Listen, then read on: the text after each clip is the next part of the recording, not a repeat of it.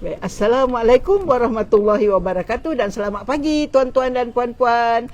Bersama-sama kita pada pagi ini adalah orang yang sudah terkenal dengan SOP kedai makan.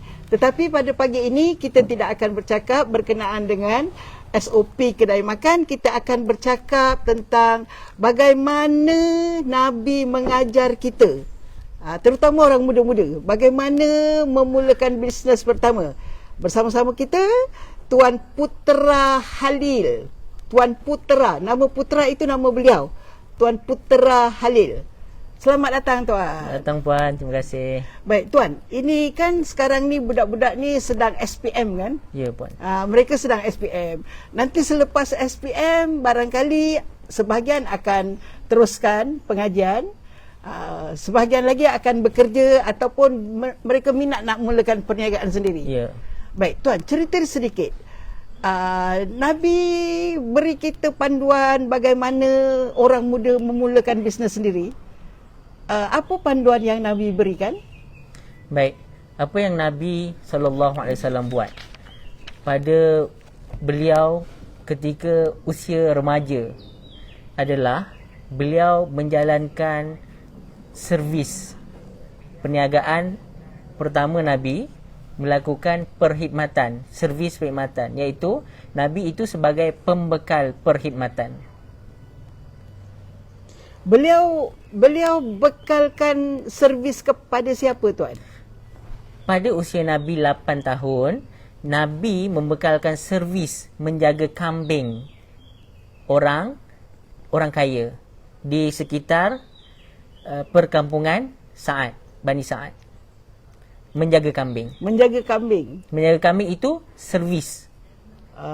Bukan kambing Nabi kan? Bukan kambing Nabi. Kambing itu kambing orang lain. Kambing orang lain.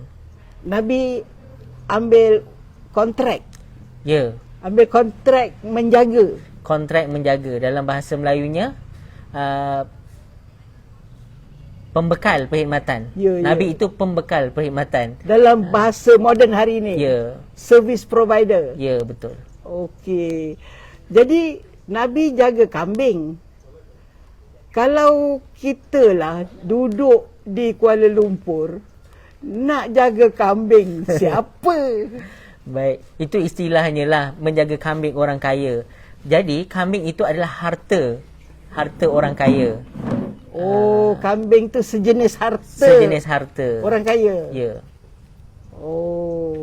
Baik, Tuan, ini Nabi ni jaga benda hidup. Ya. Kambing benda hidup. Adakah bermakna bagus kita menjaga harta-harta hidup orang kaya? Okey, apa yang kita boleh buat? Nabi berada di kampung, kita berada di bandar. Duduk flat. Duduk flat sebagai contoh. Kita boleh jaga anak-anak orang. Itu pun harta orang, tak kira orang miskin. Dan benda ke, hidup ya? Benda hidup, ya. Ya. Menjaga kucing orang, servis kan. Menjaga kucing, membersihkan halaman rumah, jaga kebun, pokok-pokok orang kaya. Itu jenis yang hidup lah. Jaga lipat baju orang kaya. Ya, lipat baju orang kaya, cuci kapet, cuci langsir, cuci tingkap. Ya. Ini semua servis-servis yang kita boleh buat, anak muda boleh buat tanpa menggunakan modal yang besar. Maknanya yang pertama, skill ataupun kemahiran itu tak perlu skill yang tinggi. Boleh belajar dalam masa 2-3 bulan ataupun belajar sedikit dah boleh buat benda itu. Itu yang pertama. Yang kedua, tidak memerlukan modal barangan ataupun peralatan yang mahal. Sebagai contoh, Nabi itu pengembala kambing, modalnya tongkat sahaja, sebatang tongkat. Tongkat gembala itu. Tongkat gembala. Ya. Tak payah kita beli kamera mahal-mahal. Ya.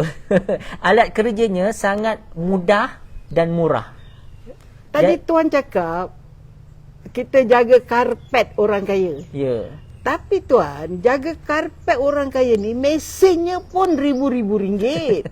Betul. Nabi gunakan tongkat gembala saja. Untuk permulaan, kita tidak perlu beli mesin yang mahal itu. Kita jangan terus ambil karpet-karpet yang mahal daripada Turki, daripada Iran. Kita ambil karpet yang biasa dulu, yang kita boleh berus dengan tangan, kita boleh berus dengan penyapu. Itu dulu kita boleh ketuk dengan batang penyapu bagi habuknya keluar. Kita basuh, kita jemur bagi wangi, kita sembur pewangi, dan orang puas hati dengan wangian karpet itu wangi. Bila selepas 1 bulan, 2 bulan kita dah ada modal dan kita nak pergi kepada karpet orang kaya pula, karpet yang mahal-mahal, sudah tentu kita memerlukan peralatan yang bersesuaian dengan servis itu. Oh, tapi mulakan dengan sebatang kayu dulu. Mulakan umpamanya dengan berus cuci dengan baldi, dengan sabun cukup. Betul. Murah dan mudah. Murah dan mudah. Anak-anak muda yang nak ceburi business service, 2 perkara ini perlu diterapkan. Murah dan mudah. Mudah, skillnya pun mudah. Mudah belajar. Berus karpet 2 hari pun dah pandai. Belajar cuci karpet menggunakan berus dan tangan. Betul. 2 hari pun kita sudah. Servis cabut rumput sebagai contoh. Jangan beli mesin rumput dulu. Kita pakai cangkul kecil dulu cabut kan. Kita ambil rumah yang kecil-kecil dahulu. Kumpulkan modal supaya kita boleh, kalau perlu, kerana dalam fasa permulaan ini kita tidak tahu lagi bisnes itu menjadi atau tidak untuk diri kita. Kalau kita dah mula-mula dah beli mesin yang mahal, harga 2,000. Sebagai contoh, selepas 1 bulan tak jalanlah kita punya servis karpet ni, kita dah keluarkan modal. Balik modal pun tidak untuk mesin tu. Jadi kita dah berlaku kerugian. Baru nak testing, dah beli mesin ribu-ribu. Dah hangus duit dah di situ. Okey, baik. Tuan, apa lagi tip-tip yang Nabi dah tunjuk lah kepada kita, anak muda duduk di kampung, masih boleh memulakan bisnes? Apa lagi tipnya? Yang pertama, modal yang utama adalah diri kita sendiri. Nabi itu anak orang, bukan anak orang kaya. Anak angkat, anak susuan. Anak susuan. Puan Halimatus Sa'diyah. Beliau itu tidak ada modal peralatan, keluarga pun tidak terkenal. Jadi modal utama Nabi adalah diri beliau sendiri. Maknanya diri dia lah boleh buat kerja.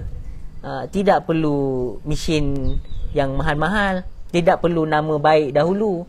Nabi itu, dia punya proses nak mendapatkan orang gelarnya Al-Amin itu melalui proses itulah.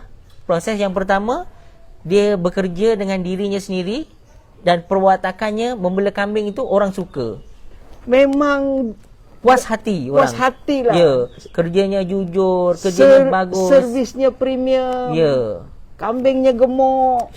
Tak dimakan serigala. Jadi kita dapat di situ, yang pertama modal diri Nabi itu sendiri. Anak-anak muda pun ada modal kan, kekuatan diri, kegagahan, kekacakan. Itu juga modal sosial yang kita boleh guna.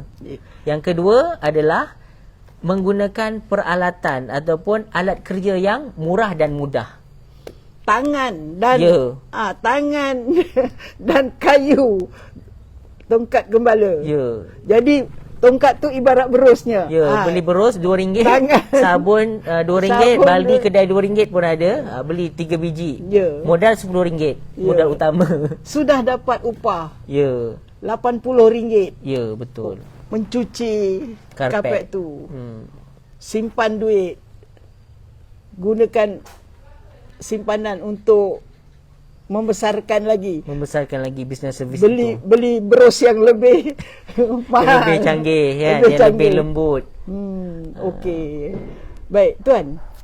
Dalam zaman moden hari inilah, untuk anak-anak muda ni semua ni, apa servis-servis yang mudah mereka beritahu saja jiran tetangga umpamanya kan? Beritahu saja jiran tetangga, dah dapat klien. Apa contoh-contoh servis Okey, ni? servis yang mudah yang kita dapat lihat sekarang ni. Contoh, servis membeli barang. Oh, Kita di kampung ataupun di taman kan. ya. Ada jiran-jiran kita yang Tolong tak beli boleh barang. tak boleh pergi ke kedai, Ya. tolong beli barang. Itu servis. Kita dapat Ya. upah melalui servis itu. Tak semestinya kita kena ada motor. Contoh dalam satu taman, kedai runcitnya ada yang dekat-dekat. Ya, Jadi ya. jika belum ada motor, Ya, ya. ada basikal, kita gunakan basikal dulu Ya, beli ya, barang. ya, ya. Hantar barang hari ni, ambil order Cik Limah mau beli apa? Ya. Ambil order, okey, hantar rumah Cik Limah. Dia bayar upah Ya, RM2-3. ya, ya. Esok Cik Limah bersembang dengan kawan-kawan dia, Cik Leha dan sebagainya. Bagus si Khalil tu, dia boleh belikan kita barang. Kalau kita tak sempat kan, Ya. sakit kaki ke, Ya.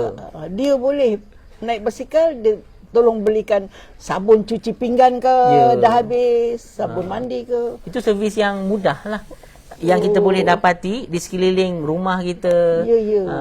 Contoh begitu. Macam servis cabut rumput tadi. Ya, ya. Cabut rumput kan, rumah teres sebagai Ya, contoh. ya. Satu rumah boleh dapat upah RM30, RM40.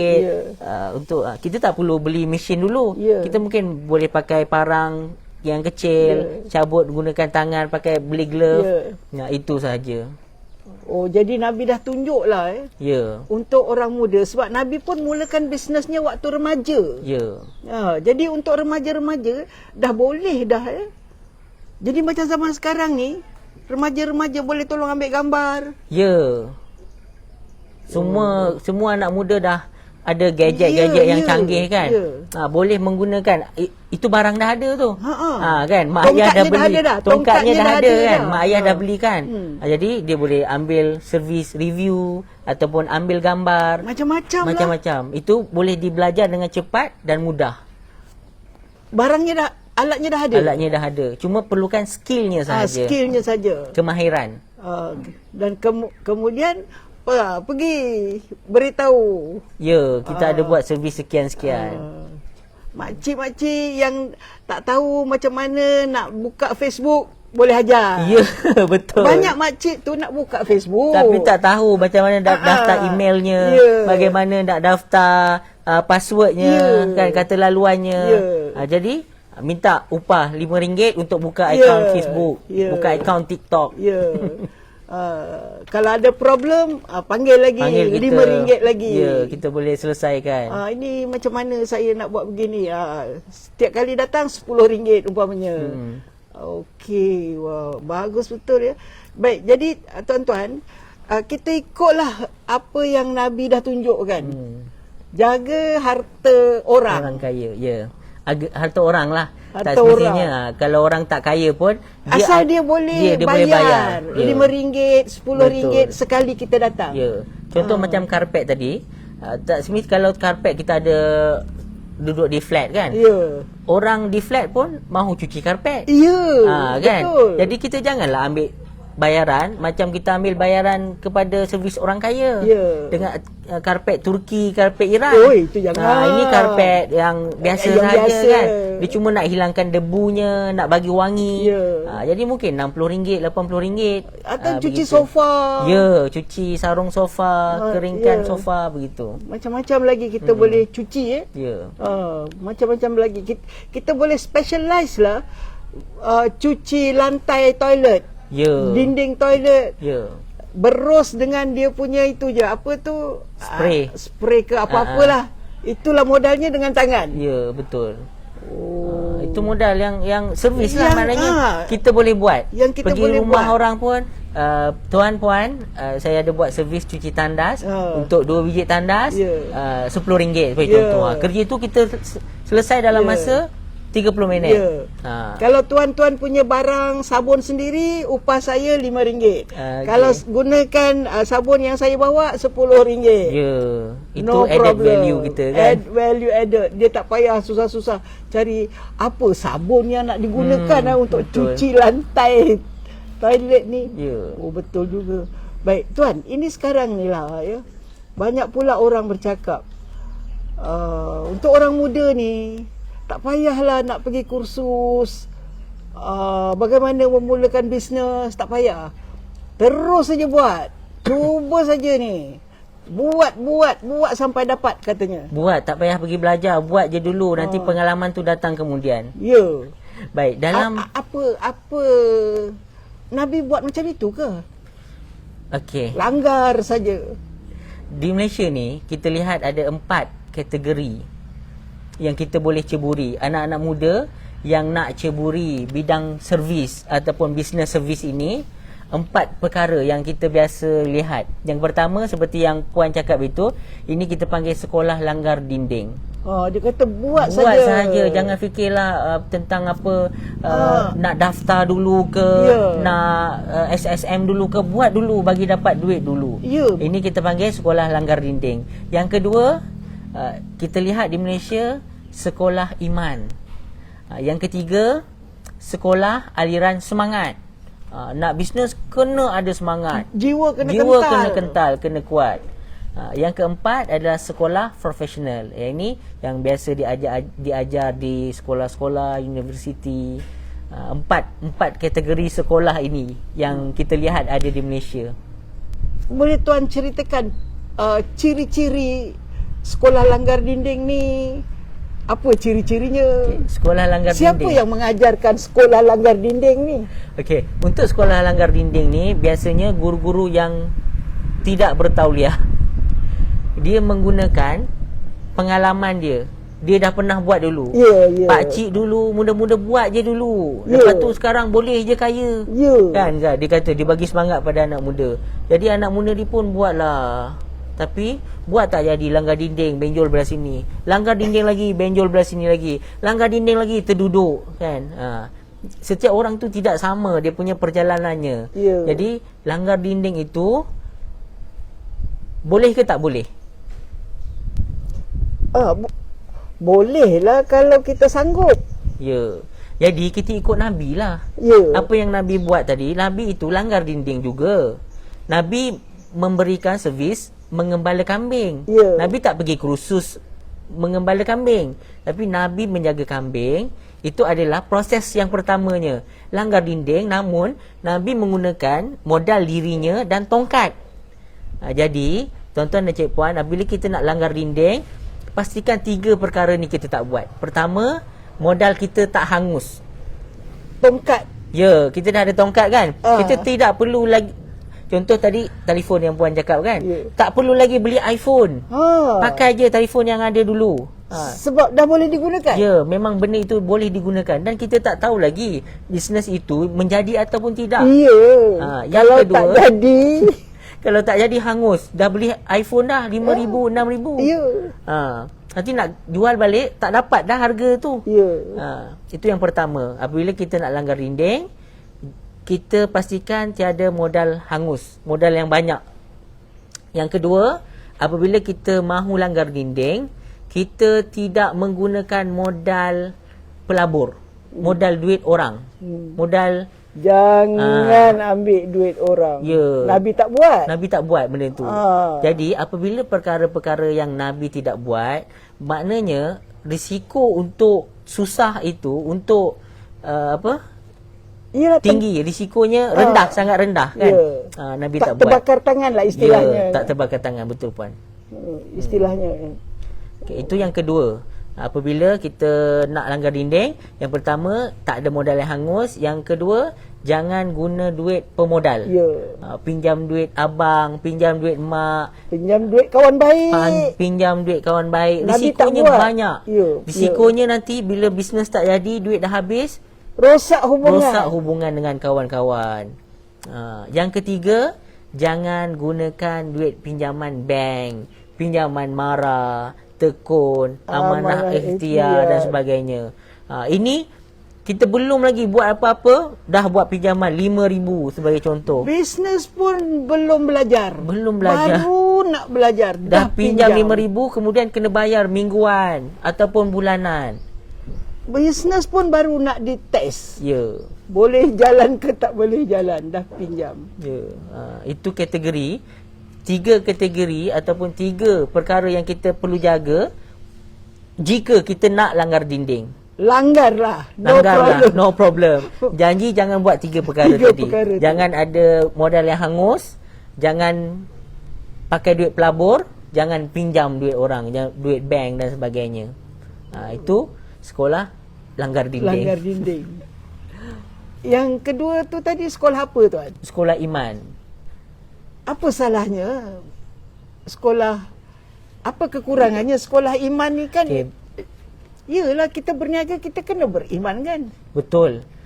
Namun kita bukan jadikan itu sebagai modal bisnes kita. Maksudnya apa tu? Okey, orang beriman. Kita orang Islam kan? Ya. Orang Islam. Sebagai contoh, orang nak berniaga, nak berjaya, perlu solat 5 waktu di awal waktu sebagai contoh. Tapi kita orang Islam. Ya, betul. Kita orang Islam. Syarat itu seolah-olah kalau tak berniaga kita tak perlu buat ke benda itu? Oh, macam itu? Ya.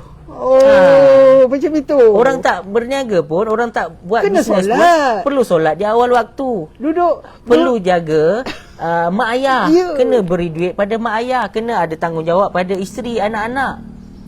Itu memang wajib. Itu memang kewajipan sebagai seorang Islam. Yang diajar ini adalah mengajar bisnes, namun bukan ilmu bisnes. Dia mengajar ilmu iman.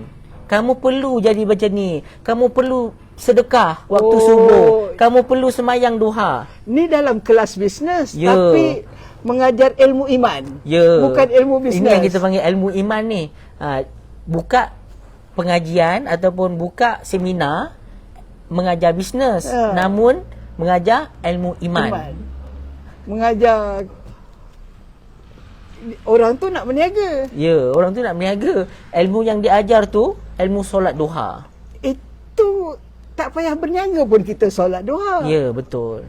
Tidak salah, bukan maknanya ilmu itu salah. Yang kita nak katakan mengajar ilmu tu di tempat yang tak kena namanya. Ya, tempatnya. Mengajar ilmu bisnes namun membawa aliran iman. Dikaitkan solat duha dengan bisnes. Ya. Solat duha tu memang dibuat oleh semua orang. Ya, itu solat sunat kan? Ya, yang bagus. Solat yang sunat bagus, yang bagus. Ya. Namun apabila kita niatkan kita buat solat sunat duha itu untuk berniaga, mana perginya Tuhan kita? Mana pergi niat buat itu kerana Allah? Tak ada niat. Kerana semayang duha nak bisnes maju. Sedekah nak bisnes maju. Mana kerana Tuhannya? Kita sedekah walaupun tak bisnes. Ya, tak sedekah pun kena bisnes. Malah lagi kita orang bisnes, kita perlu jadi kaya untuk kita bayar zakat. Ya. Zakat itu wajib, sedekah itu sunat. Dulu kan yang wajib. Ya. Zakat dulu. Ya, betul. Okey, yang ketiga sekolah apa tadi? Yang ketiga adalah sekolah aliran semangat. Kita perlu ada semangat yang Tapi bukankah gitu. kita memang perlukan semangat? Betul. Berniaga ni, kalau tak ada semangat. Orang berniaga perlu kental hatinya. Jangan koyak. Kan? Jangan hati tisu. Jangan hati tisu. Betul. Itu adalah sifat. Bukan ilmu bisnes. Itu sifat kita. Itu sifat orang berbisnes. Ya. Bukan ilmu bisnesnya. Jadi ilmu bisnes kita tetap juga kena belajar dengan teori-teori ilmu-ilmu dan teori-teori bisnes. Kalau kita nak bisnes gaya Nabi, kita kena tahulah Nabi Ya. buat bisnes macam mana. Betul. Bagaimana memilih alat kerja. Ya. Bagaimana memilih pelanggan. Betul. Itu ilmu bisnesnya. Jadi bukan kita pergi kursus bisnes, namun kontennya adalah konten motivasi, konten semangat. Tak salah orang berniaga pergi ada semangat, belajar semangat. Kita pun biasa mengopi kan dengan kawan-kawan untuk dapat semangat kawan-kawan, untuk charge energi kita kan. Betul. Bila kita down, kita pun nak jumpa kawan-kawan. Ya. Namun kita jangan lupa ilmu bisnes itu. Kita bukan bisnes dengan ilmu semangat. Kita mesti berbisnes dengan ilmu bisnes. Ya.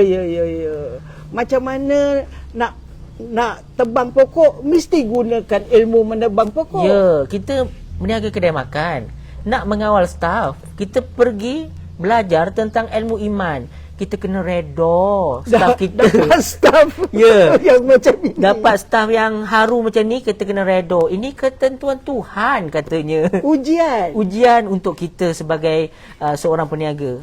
Sedangkan kita tidak belajar ilmu bisnes, bagaimana menjadi leader, bagaimana mengurus staff, motivate staff. Ya, bagaimana kita sebagai ketua, sebagai leader perlu motivate staff, reward staff. Ya, reward staff, ya, betul. Kita pergi masuk kelas iman.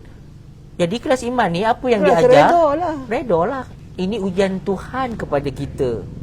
Kita perlu bersabar, nanti syurga tempat kita. Memanglah betul, apabila kita bersabar, Ya. insya-Allah kita masuk syurga. Betul. Tapi itu bukan ilmu bisnes. Ya, itu bukan ilmu bisnes. Itu ilmu iman. Ilmu iman. Kita pergi kelas ilmu iman lah. Ya, betul. Okey, baik. Sekolah yang ada sekolah lain lagi? Yang keempat tadi. Yang keempat. Yang pertama, sekolah langgar dinding. Yang kedua, sekolah iman. Yang ketiga, sekolah semangat. Yang keempat, sekolah profesional. Ini yang kita lihat di universiti. Ada guru-guru, ada sifu-sifu yang betul mengajar ilmu bisnes. Jadi kita sebagai anak-anak muda, orang yang nak bisnes, kita kena pandai memilih guru dan memilih konten yang disampaikan oleh guru itu sendiri. Kalau yang profesional tu memang diajar buat costingnya. Costingnya bagaimana, marketingnya, SOP-nya bagaimana, SOP-nya marketingnya macam mana, keuangannya bagaimana, mendaftarkan syarikat macam mana. Ya. Jadi perkara-perkara ini kita lihat di dalam buku ini, Business Like Muhammad ini telah ditulis bagaimana Nabi itu membina ataupun membina kerjayanya sebagai businessman daripada seorang remaja 8 tahun yang mula-mula menjadi pengembala kambing. Kemudian berkuli. Apa yang Nabi buat kan? Proses yang pertama, Nabi itu menggunakan modal dirinya sendiri dan tongkat. Kemudian beliau belajar bisnes bersama bapa saudaranya iaitu Abu Talib. Kan? Berapa tahun? 6 tahun. 6 tahun berkuli bersama Abu Talib. Barulah Nabi buat bisnes sendiri sebagai trader. Jadi anak-anak muda, kita tengok proses apa yang Nabi buat. Pertama, gunakan diri Nabi itu sendiri dan modal yang rendah. Yang kedua, belajar ilmu bisnes tu dengan cara berkuli dalam bidang yang kita nak ceburi. Praktikal. Ya, praktikal. Sebagai contoh, ilmu pertama tadi kita pergi servis cuci rambut ataupun gunting rambut. Kita nak bisnes tu berkembang, kita perlu belajar ilmu bisnesnya. Perlu berkuli di barbershop, di spa, sebagai contoh salon. Jadi ilmu dan skill kita itu akan berkembang. Dengan berkembangnya ilmu dan skill kita, dia akan menjadikan perniagaan kita itu juga berkembang.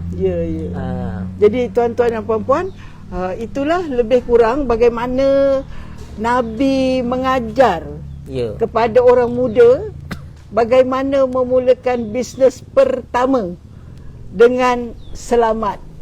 Dengan selamat. Dengan selamat. Tidak terlibat dengan risiko bakar duit modal secara yang duit pinjaman. Duit pelabur, duit bank. Baik, sekianlah sahaja untuk sesi kita pada hari ini. Terima kasih banyak-banyak Tuan Putera Halil. Terima kasih. Sama-sama puan. Assalamualaikum warahmatullahi wabarakatuh.